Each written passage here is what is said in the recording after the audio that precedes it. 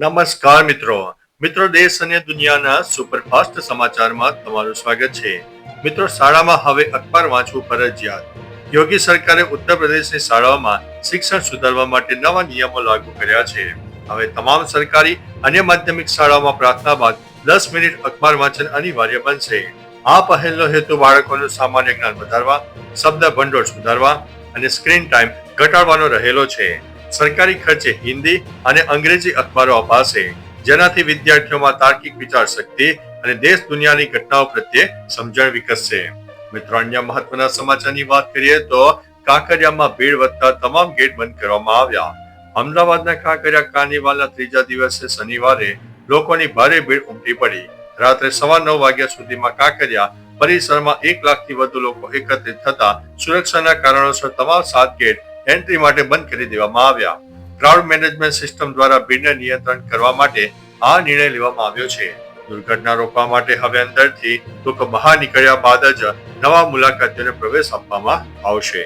અન્ય મહત્વના સમાચારની વાત કરીએ તો વિદ્યાર્થીઓ વચ્ચે છૂટા હાથની મારામારી। દાદરાનગર હવેલીના સેલવાસમાં શાળાની વિદ્યાર્થીનીઓ વચ્ચે જાહેર રસ્તા પર મારામારીની ઘટના બની।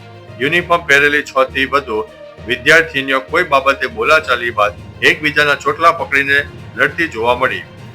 ટ્રાફિક વચ્ચે બનેલી આ ઘટનામાં શિક્ષિકાએ તેમને રોકવાનો પ્રયાસ કર્યો, પરંતુ સફળતા મળી ન હતી।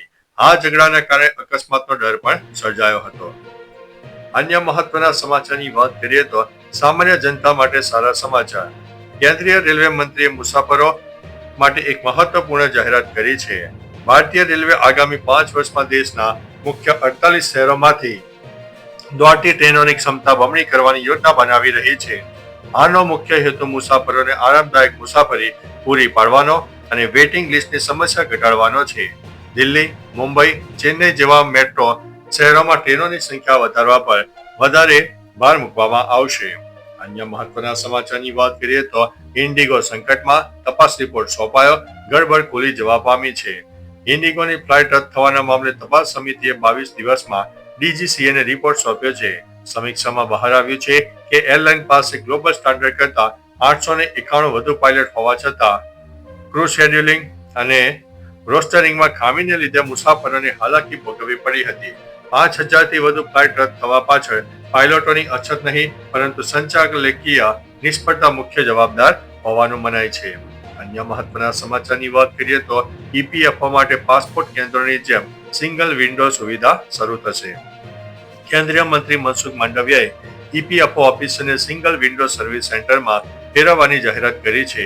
હવે પીએફ ખાતા ધારકો દેશની કોઈ પણ ઓફિસમાં જઈને તેમના પ્રશ્નોનું નિરાકરણ લાવી શકશે।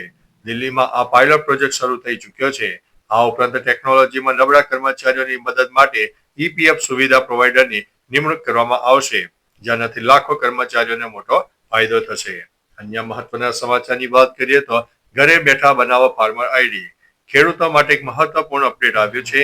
હવે પીએમ કિસાન યોજનાનો લાભ મેળવવા માટે ફાર્મર આઈડી ફરજિયાત કરવામાં આવ્યું છે। સરકાર એગ્રીસ્ટેક પ્રોજેક્ટ હેઠળ દરેક ખેડૂતની ડિજિટલ ઓળખ બનાવી રહી છે। જો તમારી પાસે આ આઈડી કાર્ડ નહીં હોય તો આગામી હપ્તા અટકી શકે છે। ખેડૂતો રાજ્યના એગ્રીસ્ટેક પોર્ટલ ઉપર જઈને અથવા તો નજીકના સીએસસી સેન્ટર પર જઈને આધાર કાર્ડ, જમીનના પુરાવા અને બેંક પાસબુક આપીને આ આઈડી બનાવી શકે છે। અન્ય મહત્વના સમાચારની વાત કરીએ તો કાંકરિયા કાર્નિવાલના તમામ ગેટ કરવામાં આવ્યા છે બંધ। કાંકરિયા કાર્નિવાલમાં શનિવારે અને રવિવારની રજા હોવાથી માનવ મહેરામણ ઉમટી પડ્યું હતું। શનિવારે મોડી સાંજ સુધીમાં અંદાજિત 1 લાખ લોકો એકત્ર થતા તંત્ર એક્શનમાં આવ્યું હતું। ભીડ વધતા સુરક્ષાને ધ્યાનમાં રાખીને એએમસી દ્વારા તાત્કાલિક અસરથી કાંકરિયાના તમામ 7 ગેટ બંધ કરવાનો નિર્ણય લેવામાં આવ્યો છે। આ નિર્ણયને કારણે બહારથી આવેલા અનેક મુલાકાતીઓએ કાર્નિવાલ માણ્યા વગર નિરાશ થઈને પરત ફરવું પડ્યું હતું। અન્ય મહત્વના સમાચારની વાત કરીએ તો અરવલ્લી ગિરિમાળા વિવાદ, આજે થશે નિર્ણય। અરવલ્લી ગિરિમાળાના સંરક્ષણ મુદ્દે હવે સુપ્રીમ કોર્ટે સ્વતઃ સંજ્ઞાન લીધું છે। કોર્ટે મહત્વપૂર્ણ કેસ 3 જજની બેન્ચને સોંપ્યો છે, જેની સુનાવણી આજે મુખ્ય ન્યાયાધીશ સૂર્યકાંતની અધ્યક્ષતામાં હાથ ધરવામાં આવશે। સુપ્રીમ કોર્ટે સ્પષ્ટ આદેશ આપ્યો છે કે જ્યાં સુધી યોગ્ય પર્યાવરણીય પ્લાન તૈયાર ન થાય ત્યાં સુધી નવી લીઝ આપવા પરનો પ્રતિબંધ યથાવત રહેશે। કોર્ટના આ નિર્ણયથી ગેરકાયદેસર પ્રવૃત્તિઓ ઉપર લગામ લાગશે। અન્ય મહત્વના સમાચારની વાત કરીએ તો ટ્રેનમાં લાગી છે ભયંકર આગ। આંધ્રપ્રદેશના એલામચીલી રેલવે સ્ટેશન પર એક મોટી દુર્ઘટના ઘટી છે. અહીં ટાટા અને એર્નાકુલમ એક્સપ્રેસ ટ્રેનના અચાનક આગ લાગતા મુસાફરોમાં નાસભાગ મચી ગઈ છે. આગને કારણે ટ્રેનના 2 કોચ લપેટમાં આવી ગયા હતા. આ ટ્રેનમાં કુલ 158 મુસાફરો સવાર હતા. દુર્ઘટના બાદ કોચ B1 માંથી એક મુસાફરનો મૃતદેહ મળી આવ્યો છે. હાલ ઘટના સ્થળે બચાવની કામગીરી ચાલુ છે. અન્ય મહત્વના સમાચારની વાત કરીએ તો ભારતનાટ્યમ દ્વારા રોબોટને અપાઈ રહી છે ટ્રેનિંગ. અમેરિકાની મેરીલેન્ડ યુનિવર્સિટીના વૈજ્ઞાનિકો ભારતનાટ્યમ નૃત્ય દ્વારા રોબોટને ટ્રેન કરી રહ્યા છે. ક્લાસિકલ ડાન્સના જટિલ હલનચલન રોબોટને સુપર હ્યુમન જેવી લવચિકતા અને સચોટતા બક્ષશે. આ ડેટાના ઉપયોગથી રોબોટ માત્ર ભારે સામાન જ નહીં પરંતુ કપડાં સંકેલવા અને રસોઈ જેવા બારીક કામો પણ કરી શકશે. ભવિષ્યમાં આવા રોબોટિક ફિઝિકલ થેરાપી અને કસરતમાં વર્ચ્યુઅલ કોચ તરીકે મદદ થશે. અન્ય મહત્વના સમાચારની વાત કરીએ તો ભયાનક રેલ અકસ્માત. બિહારના જમુઈમાં એક મોટી રેલવે દુર્ઘટના સર્જાઈ છે. પૂર્વીય રેલવેના આસનસોલ ડિવિઝન હેઠળના જસીડી જાજા મેઇન લાઇન પર શનિવારે મોડી રાત્રે સિમેન્ટ ભરેલી માલગાડી પાટા પરથી ઉતરી ગઈ હતી. અકસ્માતમાં માલગાડીના 3 ડબ્બા બથવા નદીમાં ખાબક્યા હતા, જ્યારે અન્ય ડબ્બા એકબીજા સાથે ટકરાઈ ગયા હતા.